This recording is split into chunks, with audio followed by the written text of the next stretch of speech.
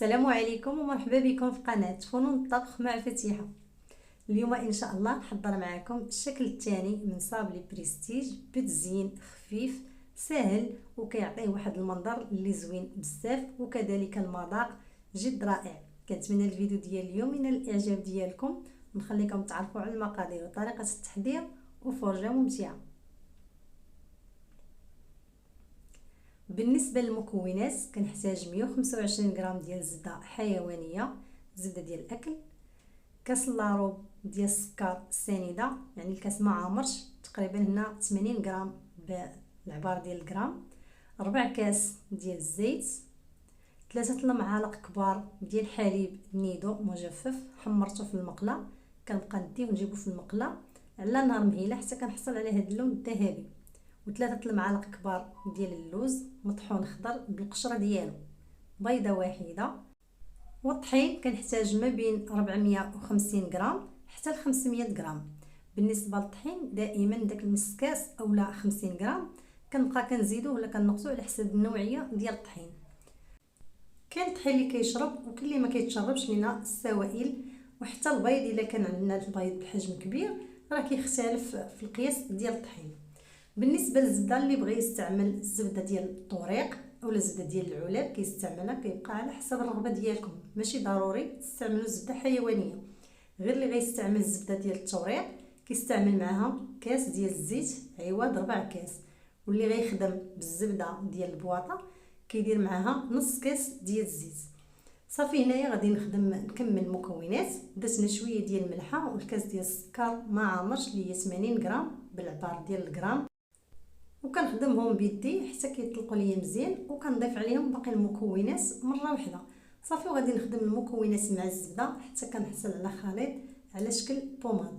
في هذه المرحله فاش كندلكوا الزبده والمكونات مزيان، لان من بعد فاش غادي نحط الطحين ما غاديش ندلك العجين اولا الخليط، لان الصابلي فاش كندلكوا ليه العجينه ديالو كيجينا رطب بزاف وكيتفرتت، وحتى في الفران ملي كنكونوا نطيبوه كيتجمع لنا، يعني القياس فاش كنقطعوه كيتجمع اولا كيتنقص الحجم ديالو. من بعد ما كندلك العجينه الخليط ديال الزبده والزيت والمكونات كنضيف الطحين شويه بشويه، وضروري في الطحين ما كنحطوش الطحين مره واحده، كنحطو شويه بشويه حتى كتجمع عندنا العجينه، لان العجينه ما خاصناش تكون قاصحه بزاف، خاصها تبقى عندنا رطبه ولينه. فاش كنخدموها كنحسوا بها في يدينا العجينه راه مطلوقه لينا في يدينا، وفي نفس الوقت ما تكونش عاوتاني مرخوفه بزاف حتى كتولي كتسيح، غير كتجمع وكتولي كتكور لينا في يدينا بسهوله. صافي كنحيدوها كيف ما كتلاحظوا كتكون العجينه رطبه وكتكور ما بين يدي مزيان. فاش كنكوروها كتكور لينا بسهوله بلا ما كتشقق اولا كتفرسس. هنا كيكون القياس ديال الطحين هو هذاك، ما نزيدو ما نقصو. من بعد ما كنجمع العجين بهذا الشكل غادي نحطها في بلاستيك غذائي، ما غاديش نخليها ترتاح ولا نحطها في الثلاجه، لا غادي غير نحطها في بلاستيك باش ما كتنشفش ليا العجينه. كنجبد غير القياس اللي غادي نخدم به، والباقي ديال العجين كنخليه مغطي حدايا في البلاستيك باش ما كينشفش اولا كتشقق لينا العجينه ملي كنجيو نطلقوها. هنا غادي ناخذ بلاستيك كندير جوج اولا وحده كبيره بحال هذه وكنطويها على جوج وصافي وكنطلق بالطريقه العاديه اللي كنطلقوا بها جميع الانواع ديال الصابلي.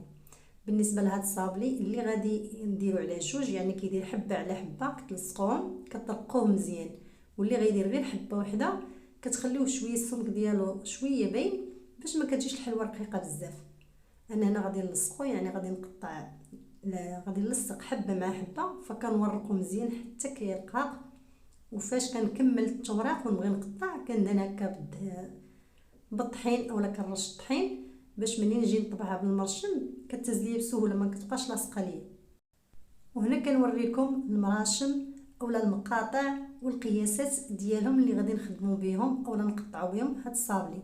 بالنسبه لي انا غنخدم بهذا المرشم الكبير لان الحبه ديال الصابلي غادي نزينها بالشكلاط، والجوانب ديالها غنزينها باللوز، يعني غيكون الشكلاط غيكون غير في الوسط ديال الصابلي. اللي غيدير الحبه ديال الصابلي قدها قد السيليكون ديال الشكلاط، يعني ما غاديش تفينيو اولا تزينوه بشي حاجه اخرى، كديروا المرشم قدو قد المرشم قد السيليكون اللي غتخدموا به الشكلاط.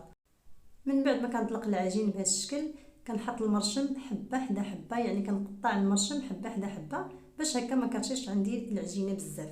هنا كنوريكم القياس اولا السمك ديال الصابلي، راه رقيق مزيان، وفاش غادي يطيب راه غادي يبقى في نفس الحجم، ما غاديش يتنفخ بزاف وما غاديش يتجمع، لان خدمناه بطريقه اللي هي صحيحه.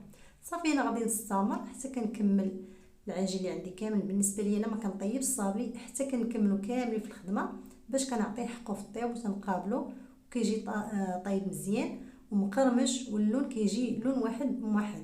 والنار دائما كتكون شاعله غير من التحت حتى كيطيب لينا صابلي وكيتحمر بهذا الشكل.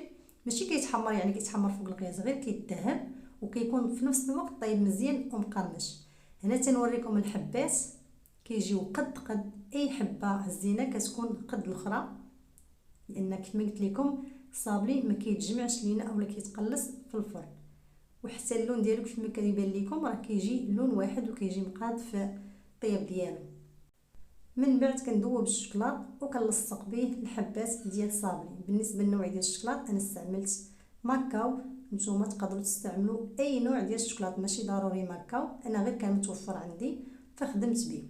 هنا تنوريكم الحبات ديال الصابلي فاش كنلصقهم، كنحاول نقادهم، كنجيب دوك السنينات اولا النقيشات قد الفوقانيه، الحبه الفوقانيه قد الحبه التحتانيه، باش كيجي الشكل ديالو زوين. بالنسبه للشوكولاط ذوبته في حمام مريم بدون اي اضافه، ما ضفت ليه حتى شي حاجه، ذوبته غير بوحدو.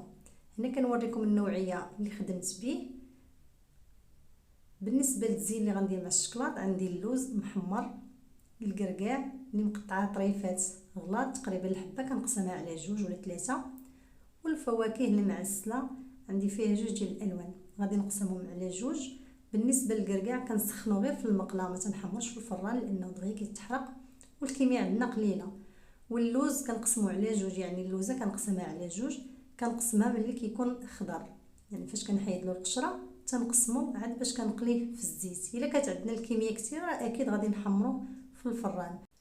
بالنسبه للفواكه المعسله غادي نقطعها على 4 باش يجيونا القطع هما هذوك، انا قطعتهم على 2 في الاول جاوني كبار والله، فقسمتهم على 4 جاوني هما هذوك على القياس ديال السيليكون. هنا كنوريكم السيليكون ديال الشوكولاط اللي غادي نخدم فيه الشوكولاط.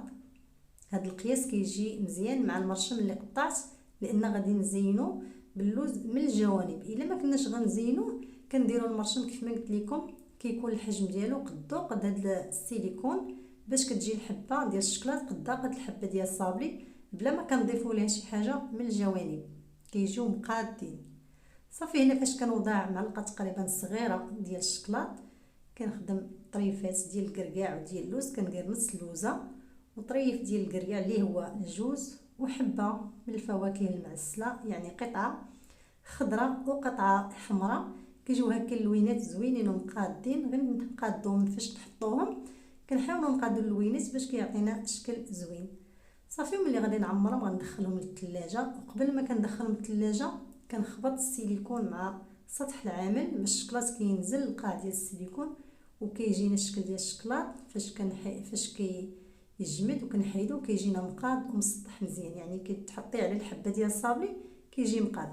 كنحطوه في الثلاجه ولا في المجمد دغيا تيبرد. بالنسبه لك الجو بارد راه تحطوه غير في الثلاجه دغيا كيجمد، وإلا كان الجو سخون كنديرو في الفريغو ولا في المجمد مده ديال دقيقه كيكون واجد. صافي باش نخرجوه وكنكرروا نفس العمليه حتى كنكمل الحبات اللي خاصني في الصابلي. يعني فاش كنلصق الصابلي كنحسب الحبات كاملين شحال عندي، وعلى هذا الاساس كنخدم الشوكولاط باش هكا الشوكولاط ما كيشيطش عندي. وباش كنسهل عليا الخدمه كنخدم مرحله بمرحله، ما كنخلصش الخدمه كلها مره كنلصق مره كنصاوب الشوكولاط مره كنفيني باللوز، لا تنخدم صابلي باش كنلصقو كله مره واحده وكنصاوب الشوكولاط حتى هو حتى كنكملو، كنجمعو في شي بواطه ونحطو حتى كنبغي نلصقو في صابلي عاد باش كنخدم به. هنا تنوريكم الحبات كيفاش كيتحيدوا بسهوله، ما كيلصقوا ما حتى شي حاجه، كيف ما كتهزيها كتحيد. غير ما تخبطوش ما تقلبوش مثلا وتخبطوا مع سطح العامل لان الشوكولاط رقيق غادي تهربس. حيدوا غير بيديكم بهذا الشكل حبه بحبه راه كيتحيد بسهوله.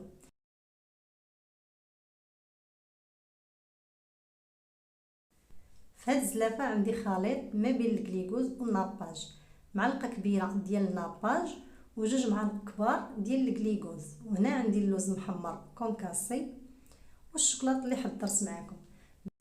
بالنسبه للخليط ديال الناباج والكليكوز ضروري ما كنسخنوهم من قبل وكنخليهم يبردوا شويه، ما نخدموش بهم سخان باش الصابلي ما كيتشربش لينا السوائل ديال الناباج والكليكوز.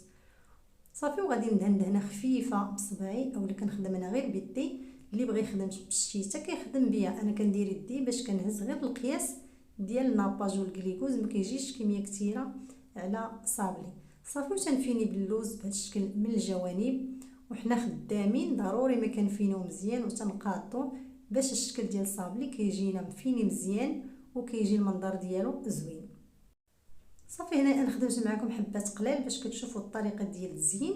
من بعد غادي نخدم صابلي كامل غادي ندهنو وغادي نحطهم في شي صينيه اولا بلاطو حتى كنكمل الحبات كلهم بالدهين، ومن بعد كناخذ الشكلاط عاوتاني كنحطو كامل على الصابلي حتى كنكمل، عاد كنبدا كنفيني بهذه الطريقه ديال اللوز من الجوانب باش هكا كما قلت لكم في الاول الخدمه كتجينا سهله ومنظمه ودغيا كنساليو في وقت قليل. ما كنبقاوش نخدموا يدينا مره في الكليكوز مره في اللوز مره في الشكلاط، كتجينا الخدمه مرونه وحتى الصابلي ما كنعطيوش حقه في التزيين.